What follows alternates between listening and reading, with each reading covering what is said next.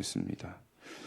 오늘 본문은 이제 드디어 다윗이 소망했고 또 솔로몬도 그렇게 갈망했던 하나님의 성전이 건축되어지는 이제 준비 단계의 모습이 오늘 본문 말씀을 통해서 우리에게 그려지고 있습니다.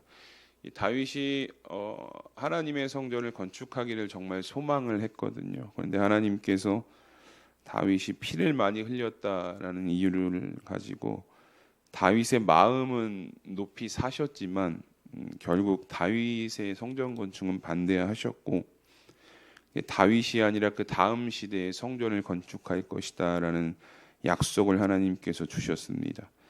하나님께서 뭐라고 말씀하셨냐면 다윗의 몸에서 날 씨가 여호와의 이름을 위하여 성전을 건축할 것이다라는 약속을 사무엘하 7장에 이렇게 주셨거든요. 그러니까 그 말씀을 하나님께서 이제 솔로몬의 때에 오늘 이제 이루어 가시는 모습을 나타내고 있습니다. 특별히 오늘 본문을 우리가 읽었는데요, 이 성전 건축의 준비 단계를 아주 상세하게 보여주고 있는데 이 성전 건축을 준비하는 과정 속에서 우리가 발견할 수 있는 것이 있는데 바로 그것은 무엇이냐면 하나님께서 이미 때를 정하셨고 하나님의 계획대로 또 하나님의 방법대로 지금 일하고 계신다라는 것을 우리가 오늘 본문 안에서 두 가지로 발견을 할 수가 있게 됩니다. 먼저 첫 번째는요, 우리가 먼저 본문 3절과 4절을 보시면 이렇게 이야기를 합니다.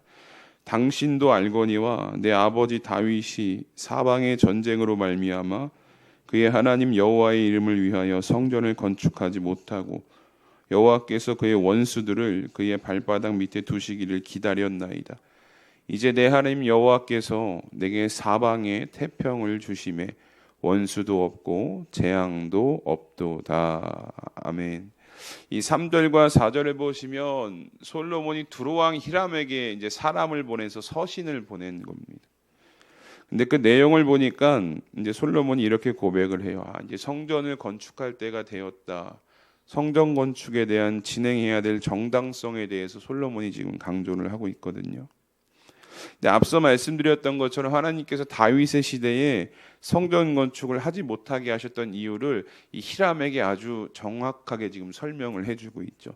사방에 전쟁이 많았기 때문에, 즉 사방에 적들이 많았고 여전히 다윗은 피를 흘려야 되는 역할을 감당했어야 됐기 때문에 이 하나님은 다윗의 성전 건축을 반대하셨다라고 솔로몬이 지금 히람에게 고백을 하는 거예요. 그러나 이제 솔로몬이 이어서 뭐라고 4절에 고백하냐면 이제는 근데 상황이 바뀌었다라고 이야기하죠. 여호와께서 내게 사방에 태평을 주심에 원수도 재앙도 없는 시대가 도래했다라고 고백을 합니다. 이 태평이라는 것은 원수와 재앙이 발 디딜 틈 없는 평화로운 시기가 지금 도래했다라는 의미죠. 다윗 시대의 성전 건축을 반대하셨던 일들이 이제 다 정리가 되었다라는 거예요. 이제 하나님의 때가 되었다. 이 히람에게 보낸 서신 안에는요, 하나님의 때가 되었습니다. 성전 건축의 준비의 때가 되었습니다. 라는 당위성을 솔로몬이 지금 계속해서 주장을 합니다. 우리는 여기서요, 이 성전 건축의 때 언제 진행해야 될 것인가에 대한 그 때를 하나님께서 스스로 준비하셨다라는 것을 우리가 오늘 성경을 통해서 고백을 할 수 있게 됩니다. 우리가 지난 말씀에서 어떤 이야기를 나눴냐면 솔로몬 시대에 하나님께서 약속의 성취로 그의 시대에 평화와 평안을 허락하셨다라는 것을 말씀을 통해 함께 나눴거든요. 지난 4장 24절과 25절이 이렇게 말씀합니다. 솔로몬이 그 강 건너편을 딥사에서부터 가사까지 모두 그 강 건너편의 왕을 모두 다스림으로 그가 사방에 둘린 민족과 평화를 누렸으니 솔로몬이 사는 동안에 유다와 이스라엘이 단에서부터 브엘세바에 이르기까지 각기 포도나무 아래와 무화과 나무 아래에서 평안히 살았다라고 지난번에 우리가 함께 나눴습니다. 북이 영화를 누렸다. 근데 이 북이 영화를 누리게 되었던 이유, 이 솔로몬 시대의 샬롬의 평화를 누리게 되었을 수 있었던 이유가 무엇이냐? 누가 행하셨냐? 전적인 하나님의 은혜였다라고 우리가 지난 시간에 고백을 했거든요. 그러니까 하나님의 은혜가 솔로몬 시대에 평안을 가져다 주었다는 것입니다. 그렇다면 그 내용을 그대로 가지고 와서 오늘 본문에 다시 적용을 한다면 이 두로왕 히람을 향한 서신에서 솔로몬이 고백을 하잖아요. 우리가 지금 태평을 누리고 있다. 그러면서 4절에 뭐라고 고백하냐면 오늘 본문 이 태평을 여호와 하나님께서 우리에게 허락하셨다라고 지금 솔로몬이 고백을 하고 있거든요. 즉 성전 건축을 위한 때 다윗이 성전 건축을 소망했을 때는 하나님께서 사방에 적이 너무 많아서 그리고 너가 흘려야 될 피가 많기 때문에 아직은 때가 아니다라고 말씀하셨지만 이제 하나님께서 이 솔로몬 때가 되셨고 솔로몬 때에 평화를 주시고 태평을 누리게 하셔서 이제는 성전 건축의 때조차도 하나님께서 스스로 준비하셨다라는 것을 우리가 오늘 본문 말씀을 통해서 고백할 수 있게 된다라는 거예요. 그러니까 성전 건축이 솔로몬이 보고 때가 되었다라고 해서 하는 것이 아니라 하나님께서 모든 것을 다 준비하시고 일하셨다라는 것이 바로 첫 번째 오늘 이 말씀에서 찾아볼 수가 있게 되고요. 또 두 번째 하나님께서 어떤 일을 하셨냐? 바로 오늘 솔로몬이 사람을 보내서 서신을 보냈던 두로왕 히람과의 관계인데요. 우리가 오늘 읽었던 본문 1절과 그리고 7절 말씀인데요. 우리가 함께 읽어보도록 하겠습니다. 1절부터 읽겠습니다. 시작. 솔로몬이 기름 부음을 받고 그의 아버지를 이어 왕이 되었다 함을 두로왕 히람이 듣고 그의 신하들을 솔로몬에게 보냈으니 이는 히람이 평생에 다윗을 사랑하였음이라. 아멘. 7절도 한번 읽어보겠습니다. 히람이 솔로몬의 말을 듣고 크게 기뻐하여 이르되 오늘 여호와를 찬양할지로다. 그가 다윗에게 지혜로운 아들을 주사 그 많은 백성을 다스리게 하셨다 하고. 아멘. 여러분 성전을 건축하려면요 필요한 것들이 참 많거든요. 특별히 자재가 많이 필요합니다. 그러니까 성경을 보면 다윗 때에도 준비를 하긴 했지만 이것은 어떤 기초에 대한 준비였고 그 더 많은 자재가 성전 건축에 분명히 필요했다라는 거예요. 근데 이것을 이스라엘 내에서 스스로 조달할 수 있느냐? 그럴 수 없는 상황이었거든요. 그러니까 이방 나라와의 교역을 통해서만 이 성전 건축의 자재, 특별히 백향목과 잣나무 같은 것들은 뭐 이스라엘에서는 구할 수 없었으니까요. 근데 이 교역조차도 지금 보니까 하나님께서 이미 다윗 시대의 모든 것을 통해서 다 이루어 놓으셨다라는 것을 우리가 고백할 수 있게 됩니다. 여러분 본문에서요, 이 두로왕 히람이 자꾸 자신의 이야기를 하면서 누구를 언급하냐면 다윗을 계속 언급하거든요. 다윗 계속 언급합니다. 이 두로왕 히람이 다윗과 좋은 관계를 어떻게 유지할 수 있었냐면 사실 성경을 보면 히람이 먼저 다윗에게 다가왔거든요. 이 두로왕 히람이 먼저 다윗에게 다가오고 먼저 고개를 숙이고 먼저 좋은 우호적 관계를 맺자라고 했던 것이 사무엘하 5장 11절에 고백하고 있습니다. 두로왕 히람이 다윗에게 사절들과 백향목과 목수와 석수를 보내매 그들이 다윗을 위하여 집을 지었다라고 고백을 하죠. 다윗성을 누가 만들어줬느냐? 두로왕 히람 때에 이 두로왕 히람이 직접 사람들을 보내서 자신의 사람들을 보내서 만들었다는 거예요. 그러니까 다윗이 이스라엘 왕으로 입지를 다지면서요, 하나님이 함께하심으로 점점 더 막 강성해져 가자 히람이 먼저 사절단을 보낸 거예요. 다윗이 가서 내가 지금 다윗성을 지어야 되니까 자재 좀 목수와 석수 좀 보내 이렇게 한 것이 아니라 먼저 히람이 와서 보고 보냈다. 다 제공했다라는 거예요. 그러니까 호의를 먼저 히람이 베풀게 되었다라는 것이죠. 그런데 여러분 여기서요 우리가 아주 놀라운 다윗의 신앙을 엿볼 수 있는데 이 이어지는 사무엘하 5장 12절에 다윗이 뭐라고 고백하냐면 이렇게 고백을 합니다. 다윗이 여호와께서 자기를 세우사 이스라엘 왕으로 삼으신 것과 그의 백성 이스라엘을 위하여 그 나라를 높이신 것을 알았다라고 이야기합니다.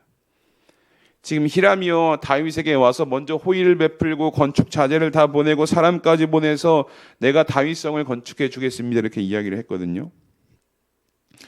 그러니까 우리가 요즘 외교적 상태를 보면 먼저 고개를 숙이고 지금 히람이 들어오는 거예요. 다윗이 점점 강성해지니까 이스라엘이 강성해지니까 이 히람이 먼저 고개를 숙이고 들어왔다라는 거죠. 근데 이런 상황이 되면 일반적으로 사람들은요 어떻게 반응하냐면 교만에 빠지게 됩니다. 아 내가 목이 뻣뻣해지기 시작하는 거예요. 아 우리나라가 강해졌구나. 내 이름이 이렇게 강해졌구나. 자신의 우월성을 막 자랑하고 싶어하는 것이 인간의 본능이거든요. 그런데 여러분 다윗이 여러분 어떻습니까?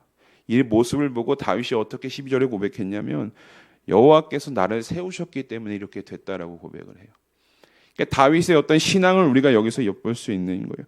나라가 강성해지고 다윗이 한 이름이 전 세계에 알려지고 또 이 히람이 직접 고개를 숙이고 와서 다윗성을 건축해 주겠다 하는 이 모든 일들이 내가 한 것이 아니라 여호와께서 나를 세우셨기 때문에, 하나님께서 나를 세우셨기 때문에 이런 내가 은혜를 누릴 수 있게 되었다라고 고백을 하고 있다는 것이죠.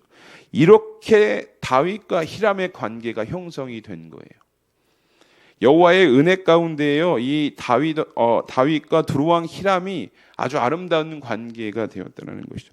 근데 이 당시만 보면 그냥 관계가 좋았구나라고 생각할 수 있겠지만, 오늘 본문에 와서 보면요, 하나님께서 성전 건축을 준비하시기 위해서 이 히람과 다윗의 우호적 관계를 만들게 하셨다라는 것을 우리가 성경을 통해 고백할 수가 있게 되는 겁니다.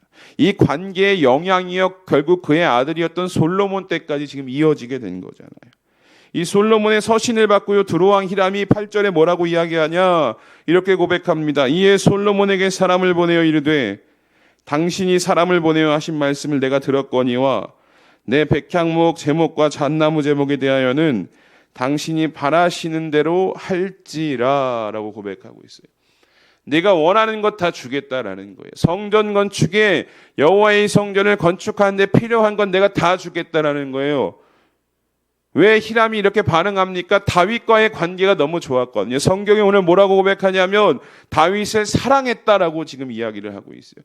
그런데 이 히람이 다윗을 사랑할 수 있도록 그 관계조차 누가 일하시고 만들어 놓으셨냐? 하나님께서 하셨다라는 거예요. 여러분, 실제적으로 이 히람이 제공한 백향목과 잣나무가요, 얼마나 제공되었는지 수치에 대한 기록은 없지만 이 성전 건축에 사용된 목재 자재 중 이 핵심적인 게 백향목과 잣나무거든요. 그 안을 꾸미는데 다 이것을 사용했다는 거예요. 근데 이걸 누가 다 제공했냐? 히람이 지금 제공했다라고 성경이 말씀하고 있는 거예요. 여러분, 하나님께서는요, 다윗에게 말씀하셨듯이, 야, 내가 솔로몬 시대에 너는 너무 피를 많이 흘렸기 때문에 내가 솔로몬 시대에 성전을 건축할 거야. 그냥 이렇게 딱 선포하시고 두 손 다 놓은 것이 아니라는 거예요. 하나님께서는 이 일을 행하시겠다라고 말씀하셨으면 이 일이 진행되어질 수 있도록 하나님께서 하나부터 10까지 모든 것을 감독하셔서 다 준비하셨다. 그렇게 일하시는 하나님이다라는 것을 우리가 오늘 본문의 말씀 속에서 고백할 수 있게 되는 것입니다. 여러분, 이 성전 건축의 준비 과정이요, 오늘 저와 여러분들에게 주는 메시지는 무엇이냐? 하나님의 일은요, 사람의 임의로, 사람의 뜻대로 시작될 수 없다라는 것을 우리에게 말씀하고 있어요. 다윗이 갈망이 있었어요. 나는 이렇게 좋은 성전에서, 백향목으로 지은 성전에서 살고 있는데 하나님의 궤가 그렇게 성막에 있는 게 마음이 아팠다라는 거예요. 그래서 이런 갈망을 가지고 하나님께 나아갔지만 이 사람의 임의대로 할 수가 없는 거죠. 하나님의 일은 사람이 하고 싶다라고 해서 진행되어지지 않는다라는 거예요. 결국 하나님은 사람의 뜻이 아니라 하나님의 때에 다 준비하셔서 때가 이르니까 하나님께서 일을 시작하셨다는 것입니다. 사랑하는 성도 여러분, 오늘날 우리가요, 종종 하나님의 일을 하겠다라고 열심을 냅니다. 주의 일을 하겠다. 근데 여러분, 이 열심이 잘못된 것은 아니에요. 여러분, 주의 일을 하실 때는요, 열심이 있으셔야 되고요, 열정이 있으셔야 돼요. 그냥 미지근한 마음으로 그냥 하는 둥 마는, 이건 주의 일을 감당하는 자세가 잘못된 거예요. 나에게 주의 일이 맡겨졌다, 어떤 일이 맡겨졌다 하면 여러분, 기본적으로 우리가 가지고 있어야 되는 것은 무엇이냐면 열심이 있으셔야 돼요. 주의 일에 열정이 있으셔야 돼요. 주님께서 나에게 이것을 맡기셨다는 그 열심을 가지고 주의 일을 감당을 하셔야 하지만, 중요한 것은 무엇이냐? 하나님의 일을 한다고 열심을 내는데 그 일의 시작과 방법이 하나님의 뜻을, 하나님의 방법을 존중하고 있는가를 우리는 늘 스스로 주의 일을 감당하고 있는 우리에게 되물을 수 있어야 한다는 겁니다. 교회 안에서요, 여러분, 각 기관에서 또 우리의 삶 가운데에 하나님의 성전이라 불리는 우리의 삶 가운데에 행해지는 일들이 그렇다는 거예요. 하나님의 주권을 인정하고 교회에서, 기관에서 하는 모든 하나님의 일이 정말 이게 하나님의 일이라고 고백하고 계시다면요, 그 일을 준비하는 시작부터 과정 속에서 하나님이 존중을 받아야 되는 거예요. 왜냐하면 하나님의 일이잖아요. 여러분, 오늘 본문에서 우리가 고백하는 것이 무엇입니까? 하나님의 일은 하나님의 때에 시작이 되고 하나님의 방법대로 하고 하나님이 다 준비하신다라고 고백하고 있잖아요. 그럼 우리가 교회에서 행하는 일이 하나님의 일이다, 성전으로 살아가는 우리의 삶이 하나님의 일이다라고 고백하면 그 안에 하나님에 대한 존중이 담겨 있는가를 우리가 돌아봐야 한다는 겁니다. 그렇지 않으면 그냥 포장만 하나님의 일이라고 하고 그 안에 사람의 생각, 사람의 뜻, 사람의 방식으로 채워지면 그건 잘못되었다라는 거예요. 여러분, 생각해 보십시오. 교회에서 하고자 하는 모든 주의 일들이, 또 여러분들이 속한 기관, 목장, 또 성전으로 살아가고 있는 우리의 삶에서 행하여지는 모든 일들이 누구의 방법으로, 누구의 때로, 무엇을 기준으로 우리가 그 일을 행하고 있느냐라는 거예요. 여러분, 바라기는 우리 수암교회에서 행해지는 모든 사역이라 불리는 이 주의 일들, 또 기관, 목장, 또 개인의 여러분 삶에서 이루어지는 그런 삶의 모든 영역들이요, 하나님의 때에 하나님의 방법으로 채워지고 하나님께서 일하시는 놀라운 은혜가 있으시기를 주님의 이름으로 축복합니다. 그러면 여러분, 우리가 고백을 해요. 주님의 일을 주님의 방법으로 행하여야 한다. 그럼 이게 어떻게 한다는 게, 어떻게 해야 주님의 일이 주님의 방법대로 행하여질까? 어떤 준비가 필요할까? 여러분, 에스더서를 보면 유다인들이 하만이라는 인물 때문에 몰살당할 위기에 처하게 됩니다. 이에 모르드게가요, 왕비로 있었던 딸같이 키웠던 사촌 동생한테 에스더한테 가서 이야기해요. 너가 지금 왕비로 서 있었던 것이 아마 이때를 준비하기 위했던 것 같다. 그래서 네가 움직여야 돼. 너 혼자 살 생각하지 마. 이렇게 지금 가서 이야기하거든요. 그러니까 요청이긴 한데 반 협박같이 이제 모르드게 가서 에스더에게 이야기를 하는 거죠. 이 요청을 받고요, 에스더가 마음이 편치가 않아요. 왜냐하면 이 당시에 왕이 찾지도 않았는데 왕 앞에 나간다는 것은 생명을 내어놓아야 될 일이었거든요. 왕이 찾지 않았는데 스스로 왕비였지만 나가는 것조차도, 그러니까 생명을 걸고 움직여야 되는 일이었다는 거죠. 근데 이때 에스더가 아주 위대한 고백을 하죠. 내가 죽으면 죽으리다라는 고백을 가지고 이제 그 일을 행하겠다라고 하는데, 이 왕 앞에 나가기 전에 여러분, 에스더가요, 모르드게에게 한 가지 부탁을 합니다. 에스더 4장 16절에 이런 고백이 있어요. 당신은 가서 수산에 있는 유다인을 다 모으고 나를 위하여 금식하되 밤낮 3일을 먹지도 말고 마시지도 마소서. 나도 나의 시녀와 더불어 이렇게 금식한 후에 규례들을 어기고 왕에게 나아가리니 죽으면 죽으리이다 하니라. 아멘. 이 고백을 가지고 이제 나아갔다는 거죠. 에스더 입장에서도 매우 중요한 일이었고 생사가 걸린 문제였고 또 유다 민족에겐 더 중요한 일이었죠. 왜냐하면 잘못했다가는 다 몰살당한 위기였기 때문이죠. 그런데 여러분 보십시오. 이 중요한 일을 준비하는데 에스더와 유다인들이 무엇을 했습니까? 무엇을 준비했다라고 성경이 말씀하고 있죠? 금식했다라고 여러분 이야기를 합니다. 하나님의 뜻과 방법대로 일해 주시길 소망하면서 이들이 한 것이요, 금식한 것밖에 없어요. 뭘 준비하지 않았다는 거죠. 금식했다. 에스더가 모르드게한테, 모든 유다인들한테 금식을 부탁을 했고 나도 나의 시녀와 금식했다. 근데 기도가 등장하진 않아요, 여러분. 이제 기도라는 단어가 등장하진 않지만 이제 전체적인 맥락과 성경의 어떤 배경을 보면 이제 금식은 이제 하나님을 향한 기도와 이렇게 연결이 되어 있거든요. 특별히 유대 전통으로 금식은 어떤 의미가 있냐면 하나님께 마음을 돌리고 간절히 기도한다라는 의미가 있었다는 거죠. 즉 에스더와 유다인들은요, 큰 일을 앞두고 하나님께서 일해 주시면 하나님의 뜻대로 하나님의 방법대로 일해 주시길 소망합니다 하고 어떻게 했냐? 기도했다라고 성경이 말씀하고 있는 거예요. 다 찾아봐도요, 다른 것 안 했어요. 에스더도 이것만 부탁했어요. 금식해달라. 나도 금식하겠다. 기도해달라. 나도 기도하겠다. 여러분, 오늘날 우리가요, 주의 일을 한다라고 이야기합니다. 교회에서 많은 사역들을 하고 또 성전으로 살아가는 우리의 삶도 하루하루의 삶이 하나님의 일을 한다라고 고백을 합니다. 하나님의 일을 한다라고 고백을 하지만 과연 그 하나님의 일을 하기에 앞서서 우리가 기도로서 모든 것을 준비하고 진행하고 이끌어 나가고 있는가를 오늘 이 에스더가 우리에게 이야기를 하고 있거든요. 우리가 오늘 본문 말씀처럼 하나님은요, 하나님의 뜻대로 다 일하시는 거예요. 하나님의 때에 일하시고 하나님의 방법대로 일하시고 하나님의 준비하시고 일하시는데, 우리 교회가 하나님의 일을 한다라고 하는데 기도가 없어요. 내 삶이 하나님의 일을 감당한다라고 사명을 받고 나아간다라고 하는데 기도가 없어요. 그럼 이건 하나님의 일이 아닌 거예요. 사람의 방법대로 사람의 뜻대로 그냥 사람이 행하고자 하는 대로 하는 사람의 일이 된다라는 거죠. 여러분, 우리가 정말 우리가 하는 모든 행하는 교회에서 우리의 삶에서 이루어진 모든 일들이 주의 일이 되기를 여러분 소망하신다면요, 답이 이 에스더서에 담겨 있는 거예요.